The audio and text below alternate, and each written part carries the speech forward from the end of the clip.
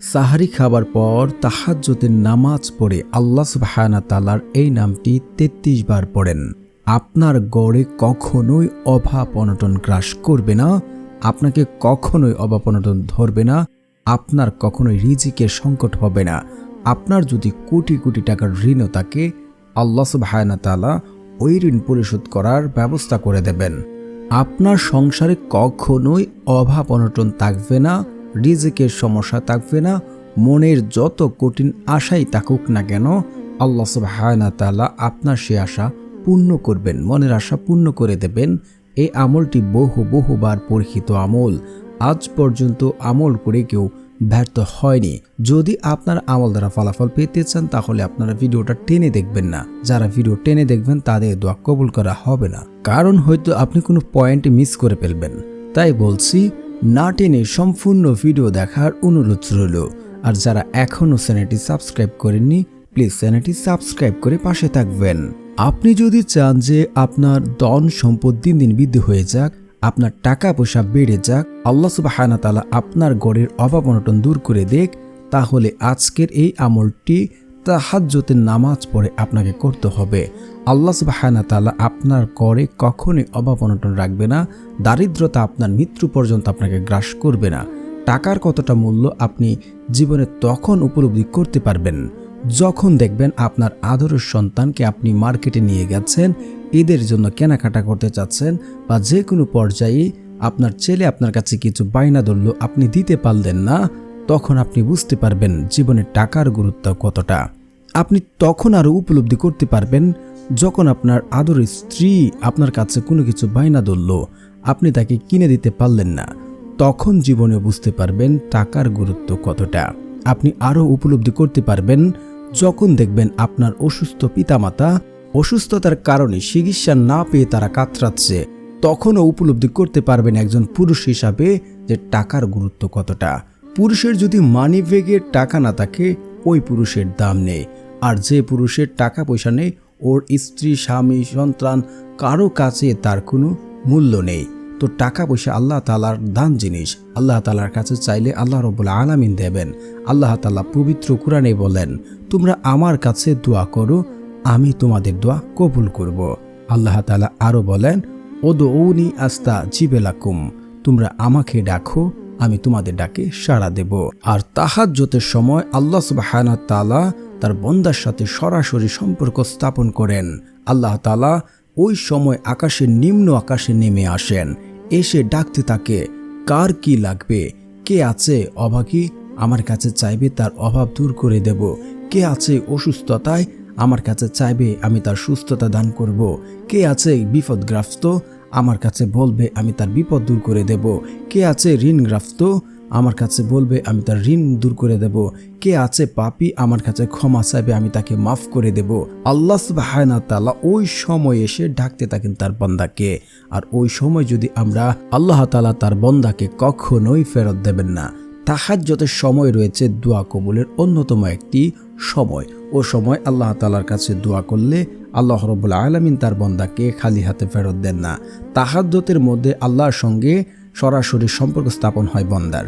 রাতের শেষ প্রহরে আল্লাহ বান্দাদের প্রতি তাদের কাজের জন্য ক্ষমা প্রার্থনার জন্য আহ্বান জানান।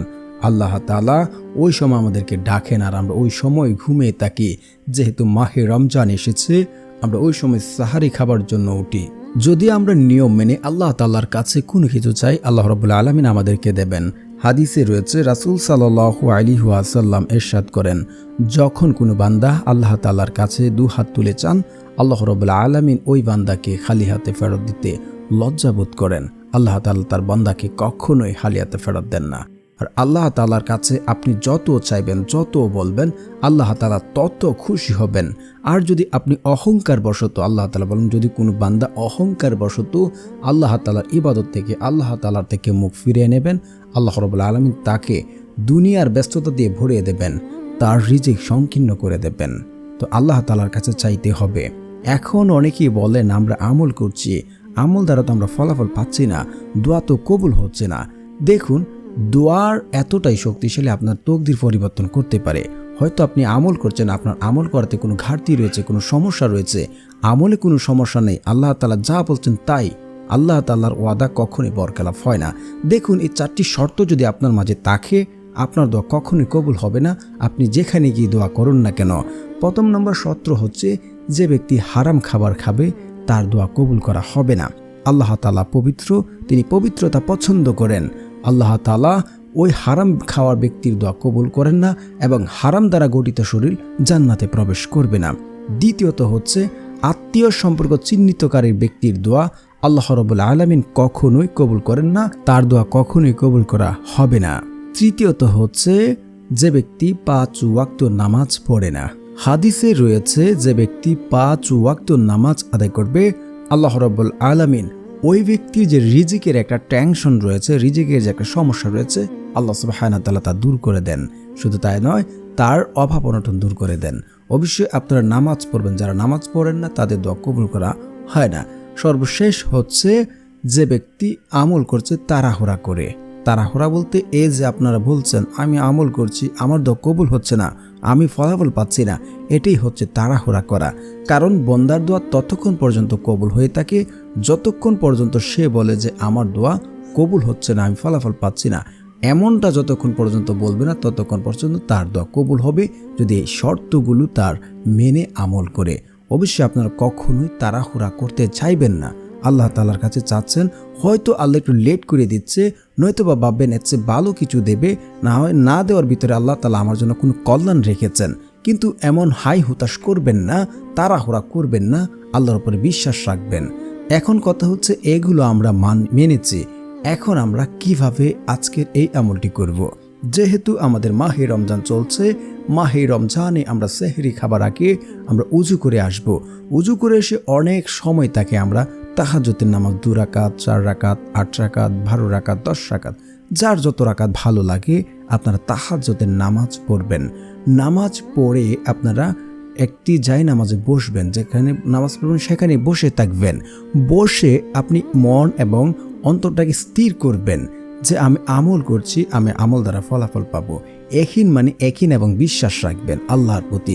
আপনি যদি নিজ থেকে কনফার্ম হতে পারেন যে আমি আমল করছি, এই আমল দ্বারা আমি ফলাফল পাবো, আমার মন বলছে আমার দোয়া আল্লাহ সুবহানাহু ওয়া তাআলা কবুল করেছেন, আমার মন বলছে আল্লাহ আমাকে দেবেন, আমি আল্লাহর কসম করে বলছি আল্লাহ রাব্বুল আলামিনের কাছে যা চাচ্ছেন আপনি, আল্লাহ তাআলা আপনার দোয়া কবুল করেছেন এবং আপনি তা পাবেন ইনশাআল্লাহ। একটি হাদিস রয়েছে, বান্দা আল্লাহর প্রতি যেমন ধারণা রাখেন আল্লাহ ঠিক তার সাথে তেমন আচরণ করে থাকেন।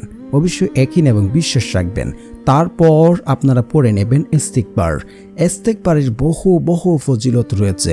যে ব্যক্তি ইস্তিগফার পড়বে তার সংসারে অভাব অনটন, দারিদ্রতা, রিজিকের সমস্যা, যত সমস্যা আছে আল্লাহ সুবহানাহু ওয়া তাআলা ওই সকল সমস্যা দূর করে দেবেন।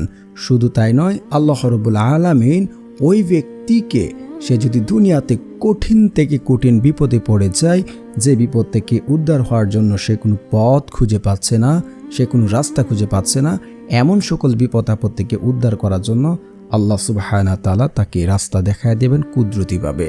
শুধু তাই নয়, তাকে এমন জায়গা থেকে, এমন সকল উৎস থেকে রিজিক দান করবেন যা সে রাখার জায়গা পাবে না। তো আপনারা ইস্তিগফার পড়ে নেবেন 100 বার। আস্তাগফিরুল্লাহ, আস্তাগফিরুল্লাহ, আস্তাগফিরুল্লাহ, আস্তাগফিরুল্লাহ। তারপর আপনারা পড়ে নেবেন দুরুদ শরীফ 3 বার। কারণ দুরুদবিহীন দোয়া কখনোই কবুল করা হয় না, সেটা আসমানে গিয়ে ঝুলন্ত অবস্থায় থাকে। রাসূল সাল্লাল্লাহু আলাইহি ওয়াসাল্লামের উপরে যদি কেউ দুরুদ না পড়ে তার দোয়া কবুল করা হয় না, কবুল হবে না, সেটা আসমানে গিয়ে ঝুলন্ত অবস্থায় থাকবে। তো যারা দুরুদ পারেন না আমার সাথে সাথে শুনে নিন বা পড়লেও হয়ে যাবে এবং শুনলেও হবে ইনশাআল্লাহ। আল্লাহুম্মা সাল্লি আলা মুহাম্মাদি ওয়া আলা আলি মুহাম্মাদ কামা সাল্লাইতা আলা ইব্রাহিম ওয়া আলা আলি ইব্রাহিম ইন্নাকা হামিদুম মাজিদ। আল্লাহুম্মা বারিক আলা মুহাম্মাদি ওয়া আলা আলি মুহাম্মাদ কামা বারাকতা আলা ইব্রাহিম ওয়া আলা আলি ইব্রাহিম ইন্নাকা হামিদুম মাজিদ। তারপর আপনারা পড়ে নেবেন সূরা ফাতিহা একবার। বিসমিল্লাহির রহমানির রহিম, আলহামদুলিল্লাহি রাব্বিল আলামিন, আর রহমানির রহিম, মালিকি ইয়াউমিদ্দিন, ইয়াকা না'বুদু ওয়া ইয়াকা নাস্তাঈন, ইহদিনাস সিরাতাল মুস্তাকিম, সিরাতাল্লাযীনা আন'আমতা আলাইহিম গায়রিল মাগদুবি আলাইহিম ওয়ালাদ-দাল্লিন। আমিন। তারপর আপনারা পড়ে নেবেন 20 বার সূরা ইখলাস। বিসমিল্লাহির রহমানির রহিম।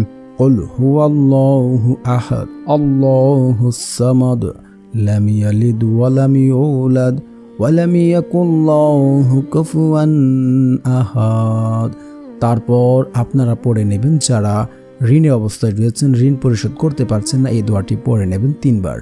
আল্লাহুম্মা কফিনি বিহালালিকা ওয়ান হারামিকা ওয়া আগনিনি বিফাদলিকা আম্মান সিওয়াক। তারপর আপনারা এই নামটি 33 বার পড়ে নেবেন। তো প্রিয় বন্ধুরা, যারা আমার চ্যানেলটি সাবস্ক্রাইব করবেন তাদেরও মনের আশা পূর্ণ হবে ইনশাআল্লাহ, কারণ যাদের মন ভালো তারা অন্যদের সহযোগিতা করেন এবং আল্লাহ তাআলা তাদের মনের আশা পূর্ণ করে থাকেন। আল্লাহ সুবহানাহু তাআলার সেই শক্তিশালী নামটি হচ্ছে ইয়া মালিকু, ইয়া মালিকু, ইয়া মালিকু।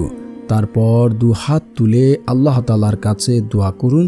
দোয়ার মধ্যে বলুন, হে গাফফার, হে রহিম, হে মালিকু, হে আল্লাহ। এভাবে আল্লাহ তাআলার কাছে কায়মনোবাক্যে কান্নাকাটি করে দোয়া করুন এবং ইনশাআল্লাহ আল্লাহ চায় তো আপনার দোয়া কবুল হবে ইনশাআল্লাহ। আল্লাহ তাআলার কাছে দোয়া করুন, ইয়াকিন এবং বিশ্বাস রাখুন, ইনশাআল্লাহ ফলাফল পাবেন।